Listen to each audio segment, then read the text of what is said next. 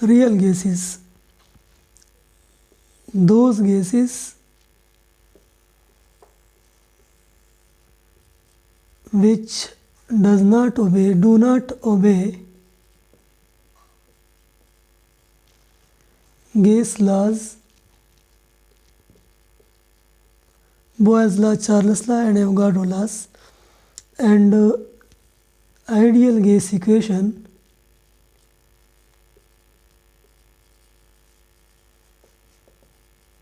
PV is equal to nRT at all conditions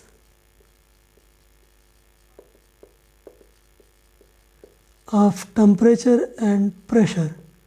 Such gases are called as real gases. There are all the gases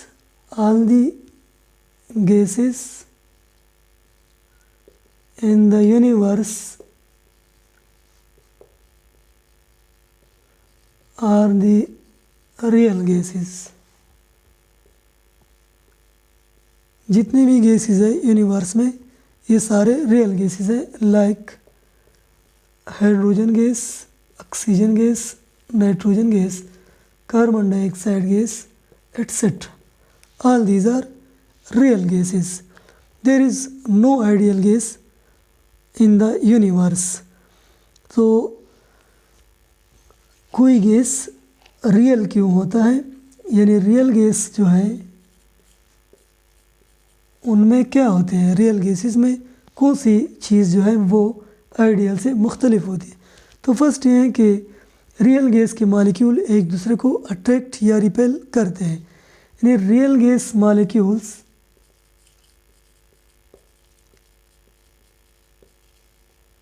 have attractive और repulsive forces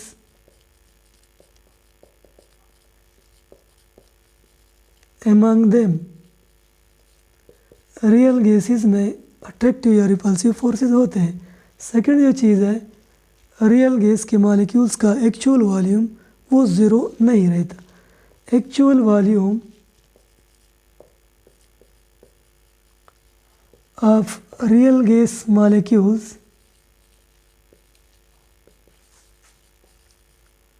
is not negligible at all temperature and pressure. उनका volume जो है actual volume वो total volume of the gas के मुकाबले में neglect नहीं कर सकते हम हर टेम्परेचर और हर प्रेशर पे। तो कैसे जो रियल गैस मॉलिक्यूल्स हैं वो गैस लॉज को और आइडियल गैस इक्वेशन को ओबे नहीं करते।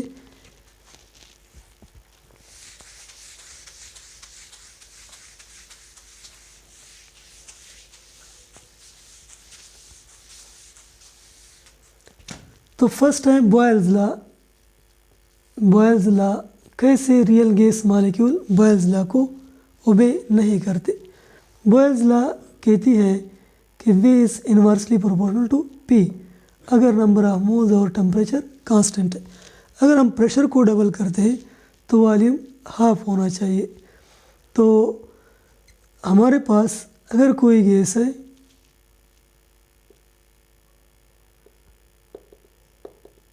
और उसका प्रेशर P1 है, वॉल्यूम V1 है, let P1 is 10 atmosphere and V1 is 2 litre.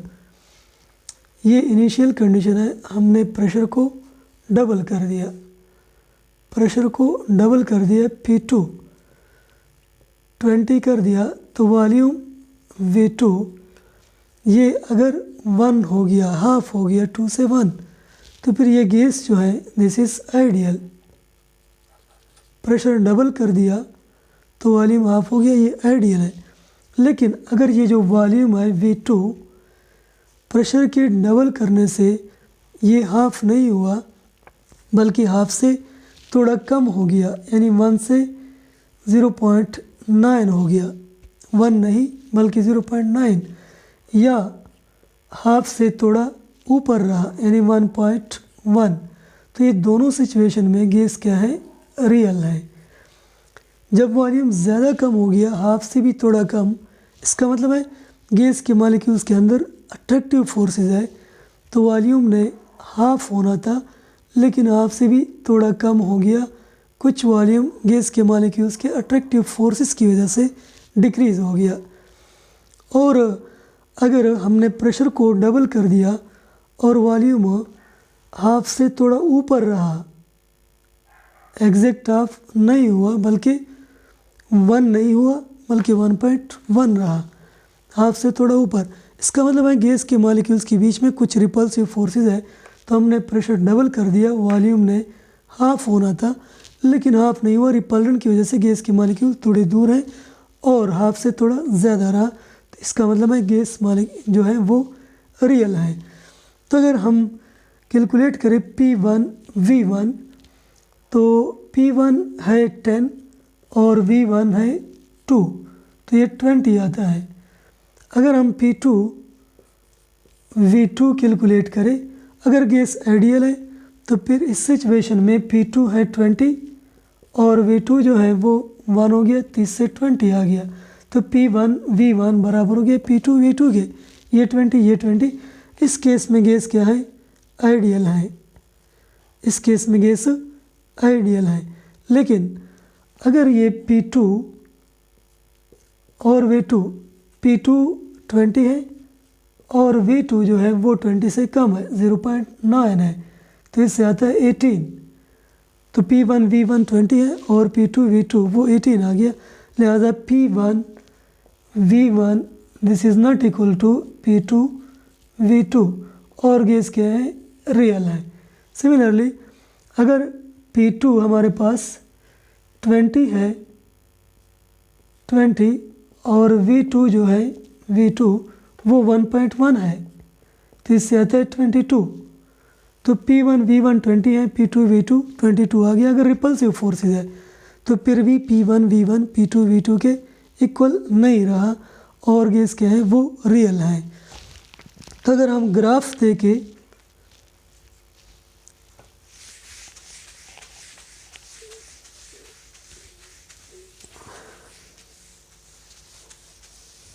Boyle's law के लिए एक और इक्वेशन है, PV is equal to K अगर N और T कांस्टेंट है, यानी PV product of pressure in volume remains constant for, this is for ideal gas. अगर हम रियल गैस की बात करें तो फिर अगर हम प्रेशर को डबल करते हैं, P1 V1 वो P2 V2 के इक्वल नहीं रहता। प्रेशर को हमने 10 रखा, वॉल्यूम 2 था, तो जब प्रेशर को डबल कर दिया, 20 कर दिया, वॉल्यूम अगर हाफ हो गया यानी 1 हो गया, 2 से 1, तो इससे भी 20 आता है, इससे भी 20 आता है। इसका मतलब है P1 V1 equal to P1 V1 equal to P2 V2। लेकिन ये आइडियल गैस के लिए होता है। रियल गैस के लिए जो V2 है वो 1 नहीं रहता, प्रेशर को डबल करने से ये एग्जैक्ट हाफ नहीं रहता, या 1 से थोड़ा कम या 1 से थोड़ा ज़्यादा रहता है वॉल्यूम। तो फिर हमारे पास अगर P1 V1 वो 10 ज़रब 2 20 हो गया, तो P2 V2 P2 है 20 ज़रब, अगर V2 वो 1 से थोड़ा कम रहा अट्रैक्टिव फोर्सेस की वजह से 0.9, तो इससे आएगा 18।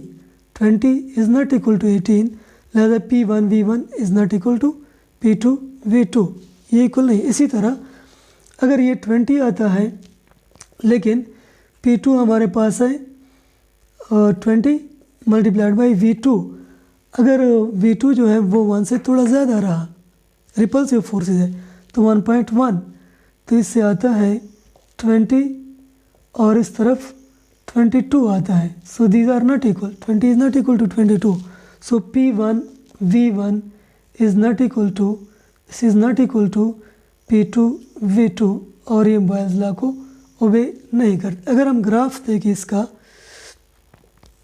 PV वर्सेस P का ग्राफ देखें तो आइडियल गैस के लिए स्ट्रेट लाइन आता है, this is for ideal gas, ideal gas के लिए product of pressure and volume it remains constant for any pressure. अगर आप प्रेशर को बढ़ाते हैं, डबल करते हैं तो एग्जैक्ट ऑफ होता है और पीवी कांस्टेंट रहता है।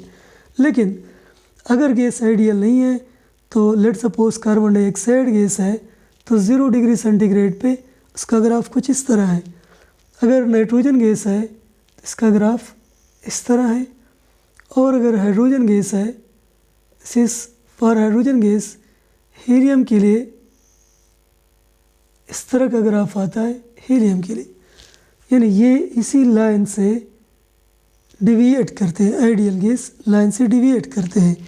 तो वो इसलिए कि अगर प्रेशर बहुत कम हो, बहुत कम प्रेशर, उस वक़्त मॉलिक्यूल्स दूर रहते हैं और उनके बीच ना अट्रैक्शन है ना ही रिपल्शन है, और जो टोटल वॉल्यूम है गैस का वो ज़्यादा रहता है। जैसे अगर प्रेशर बहुत कम हो तो मॉलिक्यूल्स दूर होंगे तो टोटल वॉल्यूम ज़्यादा है, एक्चुअल वॉल्यूम मॉलिक्यूल्स का वो हम नेगलेक्ट कर सकते हैं इस टोटल वॉल्यूम के मुकाबले में। लेकिन अगर प्रेशर ज़्यादा हो, ये इस पर प्रेशर ज़्यादा हो तो वॉल्यूम कम रहेगा, और कम वॉल्यूम पे मॉलिक्यूल्स करीब आ जाएंगे और मॉलिक्यूल्स के बीच में अट्रैक्टिव फोर्सेस आ जाते हैं। यानी इसका न्यूक्लियस इसके इलेक्ट्रॉनिक क्लाउड को अट्रैक्ट करते और इसका न्यूक्लियस इसके इलेक्ट्रॉनिक क्लाउड को अट्रैक्ट करते, और जब मज़ीद करीब आते हैं तो अट्रैक्टिव फोर्स बढ़ता है और यहाँ पर अट्रैक्शन मैक्सिमम हो जाता है। तो अगर हम प्रेशर को बढ़ाते हैं तो वॉल्यूम जो है वो ज़्यादा डिक्रीज़ होता है, हाफ से भी। अगर इसको डबल करते हैं तो ये हाफ नहीं, हाफ से भी थोड़ा कम होता है। तो पीवी जो है वो कांस्टेंट नहीं रहती बल्कि उसकी वैल्यू कम होती जाती है प्रेशर के साथ। लेकिन फिर एक पॉइंट आ जाता है कि मॉलिक्यूल्स बहुत करीब आ जाते हैं तो उनके न्यूक्लियाई के बीच और इलेक्ट्रॉनिक क्लाउड के बीच रिपल्शन आ जाता है। तो रिपल्शन की वजह से फिर अगर हम प्रेशर को डबल करते हैं तो वॉल्यूम हाफ नहीं रहता, हाफ से थोड़ा ऊपर रहता है, हाफ से थोड़ा ज़्यादा, तो पीवी की वैल्यू बढ़ जाती है और ये ऊपर चली जाती है। एक पॉइंट है जहाँ पर एक प्रेशर है, ये प्रेशर है जिस पे पीवी की वैल्यू दोबारा वो कांस्टेंट हो जाती है, और ये जो प्रेशर है इस पे ये कोई इंटरमीडिएट प्रेशर है जहाँ पर अट्रैक्टिव और रिपल्सिव फोर्सेस वो बैलेंस कर जाते हैं और फिर पीवी जो है वो फिर कांस्टेंट वैल्यू पे आ जाती है। तो ये बॉयल्स लॉ को फॉलो नहीं करते जो रियल गैसेस है। हाइड्रोजन और हीलियम के केस में चूँकि उसके मॉलिक्यूल्स छोटे होते हैं तो अट्रैक्टिव फोर्सेस वो नेग्लिजिबल होते हैं, बहुत कम होते हैं। लेकिन जब प्रेशर बढ़ा देते हैं तो उनके न्यूक्लियाई के बीच रिपल्सिव फोर्सेस बढ़ जाते हैं और इनका ग्राफ ऊपर जाता है। पीवी जो है वो हमेशा आइडियल गैस से ऊपर रहते हैं इसके।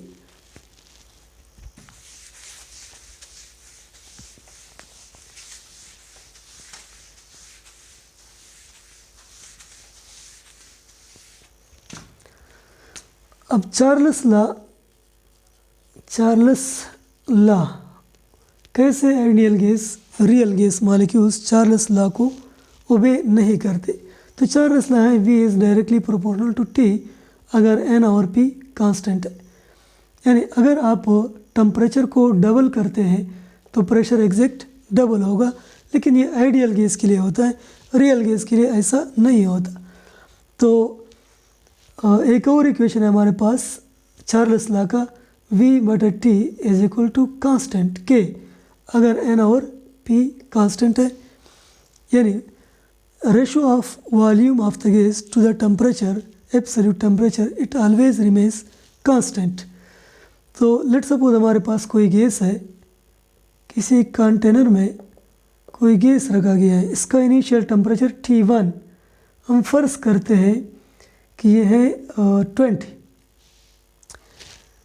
अगर इसका वॉल्यूम V1 वो है 2 तो V1/T1 ये हो गया 2 divided by 20 is equal to 1/10 या 0.1।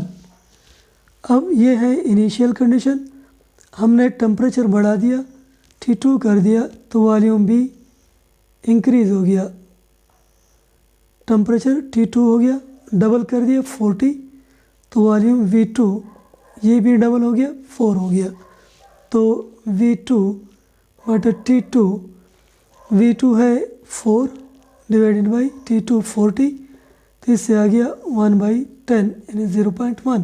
लेकिन यानी V1 बटा T1 वो 0.1, V2 बटा T2 वो 0.1, यानी V1 बटा T1 is equal to V2 बटा T2। लेकिन ये आइडियल गैस के लिए होता है, आइडियल गैस के लिए। जो रियल गैस है उसका अगर आप टेम्परेचर डबल करते हैं तो वॉल्यूम जो है वो डबल से या कम थोड़ा रहता है या थोड़ा ज़्यादा हो जाता है, यानी V1 बटा T1 ये इक्वल नहीं रहता V2 बटा T2 के, यानी ये कांस्टेंट नहीं रहता। This is for real gases, real gases के लिए ऐसा नहीं होता।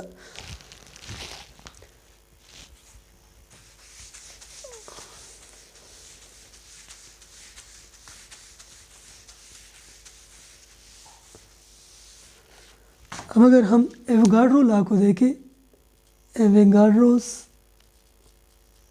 लॉ, तो एवोगाड्रो लॉ कहती है V is directly proportional to N, T और P दोनों कांस्टेंट है, या V बटा N is equal to K, T और P कांस्टेंट है, यानी ratio of volume of a gas to number of moles of the gas it remains constant if temperature and pressure is kept constant. तो Avogadro कहते हैं कि 1 mole of gas जो है, 1 mole of gas at STP standard temperature और pressure यानी 0 degree centigrade या 273 kelvin और 1 एटमॉस्फेरिक प्रेशर पे जो गैस का वॉल्यूम है ये होता है 22.4 लीटर, 22.4 डेसीमीटर क्यूब। लेकिन ये आइडियल गैस के लिए होता है, आइडियल गैस के लिए। रियल गैस के लिए ये वॉल्यूम इसी टेम्परेचर और प्रेशर पे इससे थोड़ा कम रहता है। फॉर रियल गैसेस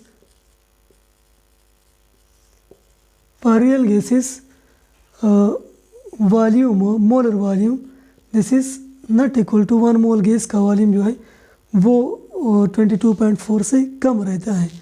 जैसा कि ऑक्सीजन के लिए ये रहता है 22.3, और इसी तरह नाइट्रोजन के लिए मोलर वॉल्यूम जो है STP पे वो रहता है अमोनिया के लिए, फॉर अमोनिया NH3 के लिए ये रहता है 22 लीटर, इससे कम होता है। और ये अट्रैक्टिव फोर्सेस की वजह से, अगर अट्रैक्टिव फोर्सेस नहीं है फिर वॉल्यूम ये रहेगा।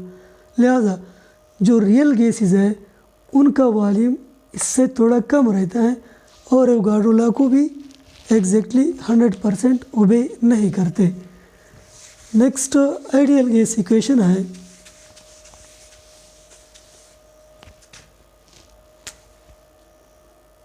आइडियल गैस इक्वेशन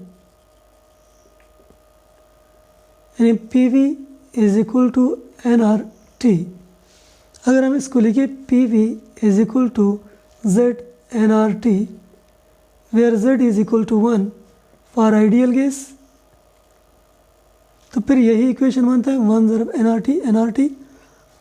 अगर n 1 मोल के बराबर है तो PV is equal to ZRT या Z is equal to PV बटा RT। आइडियल गैस के लिए इनकी जो रेशो है वो हमेशा 1 होते हैं। This is for ideal gas. जो रियल गैसेस है उसके लिए या Z लेस देन 1 या Z की वैल्यू वो ग्रेटर देन 1 रहती है, और वो इसलिए कि अगर आप प्रेशर को डबल करते हैं तो वॉल्यूम एग्जैक्ट हाफ नहीं रहता। अगर RT की वैल्यू अगर हम फिक्स करें, लेट सपोज RT की वैल्यू है 20, ये RT की वैल्यू है तो टेम्परेचर कांस्टेंट है, R कांस्टेंट है तो ये वैल्यू फिक्स रहेगी।